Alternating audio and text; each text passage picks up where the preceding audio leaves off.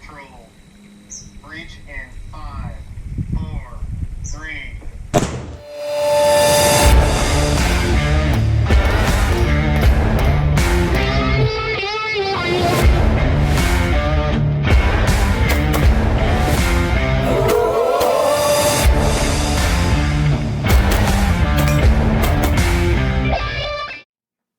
What's up, guys? It's Uncle Freedom coming to you on another glorious well-deserved day off. And today we're going to take a trip down a more esoteric thing. I believe this will be helpful, but we're going to talk about mindset.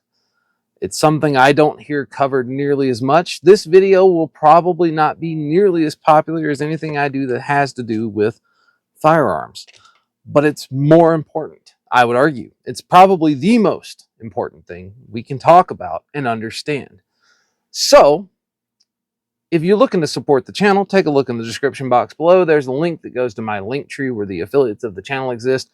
People like one of my new ones, Primary Arms, to Dark Angel Medical, to C&H Precision, to Dry Fire Mag, to barely.com. So if you use those links and you were going to do it anyway, it helps the channel. And for that, I thank you. So the fighter mindset. It is the single most important thing that you will carry with you every day. More important than your handgun, more important than your flashlight, more important than which ammo you elect to carry. So this is really overlooked. And why do we overlook or minimize mindset? Well, people don't as a whole like to acknowledge that when we carry this for a defensive means, we are carrying this with the explicit reasoning that we are going to defend ourselves or other people from a threat that would wish them harm, which means that we have to do harm to another human being. That makes people uncomfortable. It jacks with your brain. And it's one of the parts of this is that when we talk about the mindset, we are actually prioritizing our own acknowledgement of whether or not we could end a threat, right? So for hunters out there, every hunter goes through this when they're, for some of us, we started hunting when we were in single digits of age, to guys that learned to do it at an older age, but you are stopping a beating heart. You are eliminating something from Earth.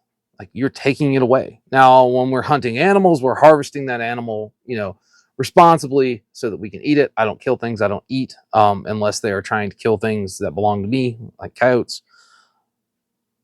But we're acknowledging that. Like, we have to be willing to acknowledge it. And that's the mindset issue. That's what screws people up. Because as a whole, most people aren't bad, right? And we've been taught our whole life that taking another life is a bad thing. We would all agree that indiscriminately taking another life is bad juju, man. That is just not a good option. But by carrying this every day, we are acknowledging it subconsciously, maybe, that we are willing to go outside of societal norms and end someone else's life in order to protect good people. And that there's nothing normal about that in anybody. I will tell you, though, if that is very normal to you, and I'm speaking this as a guy that joined the army in the early 2000s, even when everybody was going to war and we all knew that's why. If it's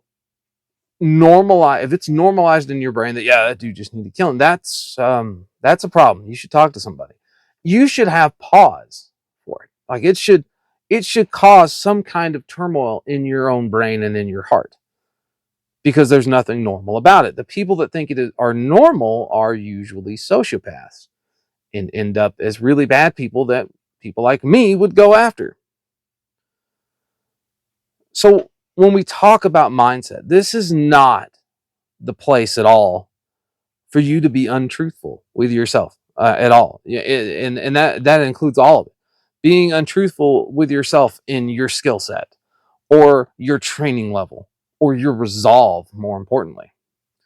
Because you see this, and I see this a lot, and I've seen it in concealed carry classes, which is sometimes a man, sometimes a woman, who have gotten their first firearm. They're in a concealed carry class. They're learning how to operate the firearm. And their mentality, and I've had this said to me, was, I just want to shoot him in the leg. I don't want to kill him. That is your resolve. If that is your mindset, this isn't the world for you. And that's okay. It's not the world for everybody.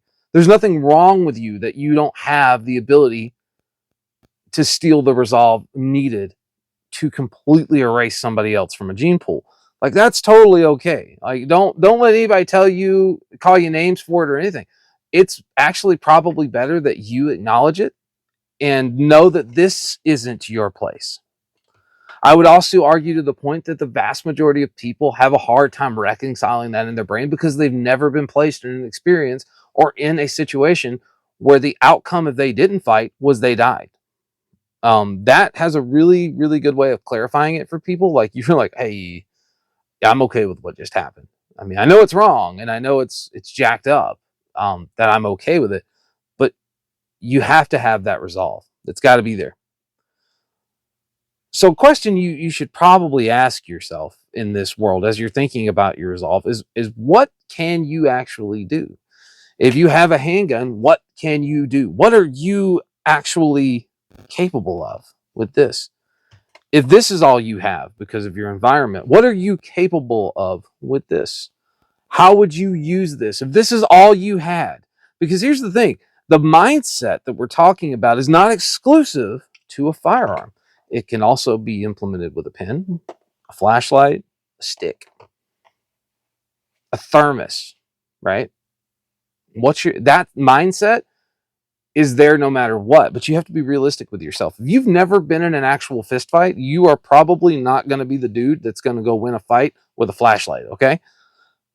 But you have to be honest with that about your level of competence and how comfortable you are with the situation. Are you comfortable being in a fight? Have you ever been in a fight? Um, are you okay with the things that could take place? How far are you willing to go to save someone else? Like, these are questions you have to answer. I know how I answer them, but I'm not you, and I won't be present at your fight. So you better figure that out now. So if what we got's a handgun, what are you capable of? What can you do? What if now all we have is a pin, right? Like, what if you, now granted, you're not going to go hunt out an active shooter with an ink pen. If you do, well, move. But if you found yourself in an environment suddenly when you were walking with your loved one and you were going back to the car and some guy came up behind you with a knife or a gun and pointed it in your face, or they grabbed your wife and they were trying to take her away, what are you capable of with an ink pen?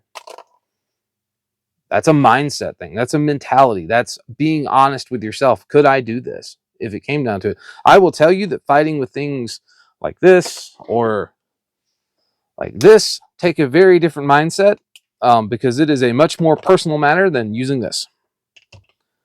Where are you good, right? Are you really good at like hand-to-hand fighting? Like, right, are you a black belt in BJJ? Do you I'm not really Taekwondo, but do you have a background in fighting? Can you hold your own, right? Like, is that an area where you're good and comfortable and confident? Meaning something as small as an ink pen or a flashlight could actually be an effective tool in your hands for ending a threat. But where are you bad? That's an even more important question, right? Like, where are your faults at? There's nothing wrong with you being like, I can't fight with an ink pen. This is not where I'm good. So odds are I probably shouldn't be in a fight unless I have X, Y, and Z in my favor, unless there is absolutely no choice in the matter for me. But you have to be willing to self-acknowledge, like, from a handgun to a big ink pen, how good am I and what can I do? What can I accomplish with those things? Where am I good and comfortable and confident in my skill set? And where am I not so comfortable and confident? Because I will, newsflash, if I'm really good at this and I'm terrible at ground fighting, I should probably work more on ground fighting and still keep these skills up. But this is an area where people seem to get confused. And I see this a lot because in law enforcement, we teach active shooter response and stuff like that. We deal a lot with some churches that have questions. This and the ability to shoot it is a part of the equation. It is not the entire equation. It is not at all. I mean, we want it to be because this is the cool, sexy part, right? but it's not the be all end all of what we're talking about. More important than having this and knowing how to shoot it is, do you know when not to shoot? That's right, I said when not to do it. Remember, I told you you have to be very truthful with yourself, your skills, your training, right? If I have never been able to hit a low percentage target at 20 yards on my best days, do you know when not to shoot? Like if you see something and it shows up and a dude's got a female and she's a hostage and he's going to hurt her, but you're 30 yards away and you've got a very limited silhouette, limited exposure for you to shoot at, do you know when you shouldn't be taking that shot? That's a part of this mentality. Knowing where you're good is part of it, but knowing where you absolutely shouldn't be doing things is just as important. Like you knowing that is a part of your mentality. Like if I knew that I could do this X, Y, and Z, but if you put me in W, I can't do W. I should probably understand that and work to put myself in X, Y, and Z if I need to engage and not be screwing around over at W where I know I'm bad at it, right? Screwing around in a place that you're bad is for training. It's not for the real thing. If you've never batted switch in baseball in the game, when you're down, down by one run, the bases are loaded, it's the bottom of the ninth with 2 outs and 3-2, that's probably not the time for you to switch hit for the first time. You should have figured that out long beforehand. Knowing when not to shoot shot wise. What about the adrenaline dump that you're going to get because it's going to happen? And now there are people, right? Here's the thing. Everybody's got it in their brain when we talk about a situation like this, where they see it in their brain pretty crystal clear that they would come out, they would hunt, they would be the sheepdog, and they would do all these things. But then the reality of the situation shows up, and that is there are like 60 people sprinting around in all freaking directions, some of which are blocking your view. You can't see things. People are moving. Knowing when you can't do something is more important sometimes than knowing when you can and should. But being able to rein yourself in under the adrenaline dump, under that stress of being like, this is a bad idea, I shouldn't do this, I have to move, right? That is more important than this part of it ever will be. Another thing when we talk about your fighter mindset is being a fighter in this environment is not simply about the fine art of stopping a threat. It's also about helping innocent people, saving other people, doing what you can to protect innocents and people that don't deserve to be hurt if you've taken it on yourself to be in this environment, right? Here's the thing. Sometimes we don't get to choose. Sometimes we're just at a food court in a mall and a dude's decided that that's the last time he's going to get the wrong order from this place. We don't know. I talk about this in other things. People have this mentality that they'll point this at people and they'll stop because in their brain, they're saying that this guy wants to live through this scenario. The biggest mistake we make in a gunfight mentality is assuming that the person we're facing off against wants to live through it. They may not care, which means it's on you to make better decisions and when you shouldn't be doing things and when you can. But something else we're going to have, this is a part of the equation, but another big part of the equation is if we are doing this in a live action version of whatever LARP you played out in your brain in a shopping mall, the likelihood of injured people pretty high. It's astronomically high, right? Because if they're not hurting anybody, then you don't need to be hurting them. But if they're hurting people, gloves are off. But that means people are injured, people are hurt. This part of the encounter may only take you 7 seconds. But now we're waiting on police response, EMS response, all these other things. And a part of having that fighter mentality, that good guy, driven mentality, is you are there to protect and save other people. You have to be prepared to provide medical. It's you have to be ready to do it. But here's another caveat I'll give you in that. Maybe you are ready, willing, and able, and you've got this in your backpack, right? Or in your sling bag or in your fanny pack if you're stuck in the 80s. Maybe you've just got it in your pocket, but you're ready to provide this. And you hear the shooting take place, but you've decided at this point, nobody's going to get to this guy. You need to do this. It's on you. That means you may have to run by wounded people. People screaming and crying for you to help them because they have no idea why they are in this situation. It's very unfair. And this bad man over here has caused that. But you have to reconcile in your own brain that you may have to run by people you know that are hurt because you have to stop more people from getting hurt. That's fighter mentality. That's real fighter mentality. You are a doer of good. You're not there just to get into a fight for the glory. You're there to do the right thing and the good thing. Sometimes doing the right and good thing means you have to do things that you find morally repugnant, like running by a wounded child. It's real life, right? It's a brain game. Like, can you turn that part off to finish the fight first and then go fix them, right? Because we would all agree if you don't finish the fight, there's a lot more work to be done treating people that are just going to continue getting wounded because you didn't do what you needed to do. I hear people that discuss this and we talk about it and we war game it out. And then there's one part of it that people don't acknowledge. And that is that high stress, high adrenaline dump environments will make you far worse at all of this. They will impair your ability to make rational, well-timed, well-thought-out decisions. Unless you train an environment that it exposes you on a semi-regular basis to stress, to high threat, to adrenaline. Force on force, excellent way to do it. Even airsoft guns, right? Like clearing a house with airsoft guns against your buddies can really make you aware of your shortfalls under stress. And the more you work on those shortfalls under that stress, the more inoculated you become, the better you are at being able to manage fear, stress, and adrenaline so that it doesn't turn into a hamster with his foot stuck in the little wheel as you're trying to make decisions that have life or death consequences. So the question you get is, can you make real decisions with real consequences under more stress than you can ever imagine? Because even if we war game this, right, and we're doing this with friends and we're putting ourselves under stress, there is no stress on the planet like that stress. Ask any friend you've got in the military that's been in a gunfight. They will tell you that is the most alive they have ever freaking been, and they don't remember part of it, right? The first time you don't, right? So you are going to be making real decisions with real life or death consequences for other people and including yourself under an incredible amount of stress that we can't replicate. We can try, but we'll never fully replicate it. But the closer you get and the more you expose yourself to it, the better at making those critical decisions and working your way through problems under that stress you will become.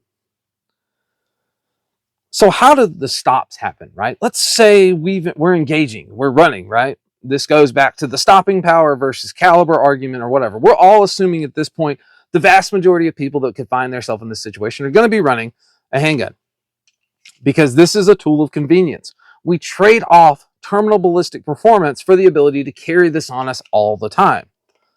We would all agree that if I could carry a 5.56 in my pants, it's a much better fight ender than my Glock 45. But this is what we're going to work with. This is the tool that we're going to have at our disposal in that situation.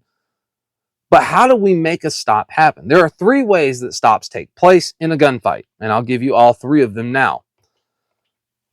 Yes, there are some anecdotal parts of these things, but there are really only 3 ways. There is one that exists, but it's not the same. So the first way is what we would call an electrical stop, meaning if you put a round into critical electrical components of a threat, use your imagination, it will cease the motor system from functioning and they will stop whatever the hell it is that they're doing. That is one way. Those targets are also incredibly small, harder to hit and move more than anything else. So you need to keep that in mind. The next way we stop things are hydraulic system failures. Much like a backhoe or a forklift, if you spring a hydraulic leak or blow a hydraulic hose, that system will operate for a little bit before it loses enough fluid that the system is rendered inoperable. This happens in a threat when we hit the pumps. If we hit pumps and plumbing, it's going to take time, an uncomfortable amount of time that is going to seem like an eternity in an environment in which you're being shot at. But it will eventually stop. So if we cause a hydraulic leak, let's say we do a couple of really good hydraulic shots into the main pump system, that thread is going to function for like 10 or 12 more seconds, right? There's enough oxygenated fluid running around that it's not going to stop immediately. The only thing we can do that stops something immediately is turning off the electrical system to the thread. The next version of this, and this is an actual stop that we see sometimes, and it's what's known as a psychological stop. Psychological stops take place in a threat, and this is where you'll see it where someone gets hit and they're wounded in, we'll say, an articulating arm, and that causes them to go to the ground, freak out, stop, and grab it. That is what's known as a psychological threat. Most of the time when we see that take place in a shooting is because the person that was doing the shooting that then got hit was never expecting to actually get hit. Or maybe they were, but they had no idea of what it was going to be like. And their brain was like, oh my God, and they freaked out and they stopped whatever badness was that they were doing. That is what's known as a psychological threat. Here's the problem with psychological stops, though. At any given point, that person can now decide it's no longer worth it and that they're going to go anyway, so they're going to do as much damage as they can. Psychological stops are just that. They're only a psychological stop until the bad guy decides he no longer wants to be stopped. You have one other version of a stop, and it's what's known as a mobilization kill. Much like knocking the tracks off of a tank, if you can cease the system that supports the weight of the target from movement, that's how you stop things. There's also, for a two-legged, a bipedal threat that we could encounter, the pelvic girdle is what I'm referring to. That is a very dense, heavy bone structure with some pretty important plumbing running through it, but it supports the weight of the entire body, allows mobility, and if I were to put, let's say, 135 grains into a ball joint that's inside of there, that system will stop working. Here's the problem, and this is something to think about. They may no longer be able to get away, but these things still work. The articulation system still functions, it still does things, it still can operate one of these. So that is a means to achieving either a hydraulic or an electrical stop. We'll go with that. And I'm going to leave you with a very important part of this equation that is not talked about enough, and I figured I would give it to you from the eyes of law enforcement. You need to be 100% prepared and have a plan. We all have the plan of how we're going to hunt and engage and do all of these things with this. We may have the plan of how we're going to tourniquet and we're going to save as many lives as we can. If you are a concerned citizen, make no mistake about it, you are a first responder that doesn't wear a name tag. Law enforcement is given very minimal details. A lot of times we know that we are arriving to a situation in which somebody is actively doing this and people are hurt. You need to be 100% prepared for the fact that initially you are not going to be treated like a hero by responding officers who are now on an adrenaline dump, who are fighting all of the same things you're fighting and had to fight and learn how to do. And a lot of them are fighting that with actually less time training for it than you. Sad fact. You are probably going to be treated like a bad guy eventually and initially, which means if you have this in your hand and the guy shows up and he's hunting a dude that he has a very vague description of that's laying waste and hurting innocent people, and he turns the corner and you're doing this, you might get got. So if you eliminated the threat, right, that threat is down, and you see them coming, the best thing you could do is have this put away and be rendering aid. Or if they turned the corner and saw you with it, immediately, whoa, whoa, whoa, whoa, whoa. Scream blue. That's a good one. Blue, blue, blue, right? Follow commands. You're going to get roughed up. They're going to cuff you. It's not going to be comfortable, but you will get released provided what you did was good. But this mindset, the fighter mindset, the mindset of, for lack of better words, as cringy as it is, a sheepdog that is there to protect the flock. That mindset means that you've come to terms with what you need to do with this. but you also understand when not to use this because you don't want to hurt innocence. You're prepared to do this, but you're also prepared to walk by somebody that needs this to finish working with this. Nobody can make these decisions but you. You have to decide where your lines are, how far you're willing to go, what you're willing to take on. And I implore you to work at those things and figure them out before that day comes. Because we don't get a warning that it's going to take place, right? There isn't a single human being I know of that's not in a war zone that gets up and goes, I'm getting in a gunfight today. That's not how this works. You need to be always prepared and ready with this. More importantly, with this and with this. And understand that when it's over, you're probably going to get treated like a bad guy right away. Nobody's doing it because they don't like you or because you stole their thunder. Nobody cares. We are simply making sure that the dude that had the gun when we turned the corner is not the dude that was laying waste to innocent people. Trust me, once we figure out that the dude that we stopped right away, that went with us compliantly, is actually the reason we're not dealing with more casualties, you're going to get let go. You will not get this back right away. This will go into evidence once the whole court system is done. Could be a week, could be 2 weeks, could be 2 or 3 months. You'll get this back provided you didn't do anything stupid, wrong, or immoral. If you live in a state where they frown upon people owning these, yes, I would still say respond, but be prepared to get treated badly and to not get this back. And I feel for you because I think states like that would punish their good red-blooded civilians that were not afraid to step into the middle of a terrible situation to defend innocent life. I find that just repugnant that they would try to hold them accountable for it.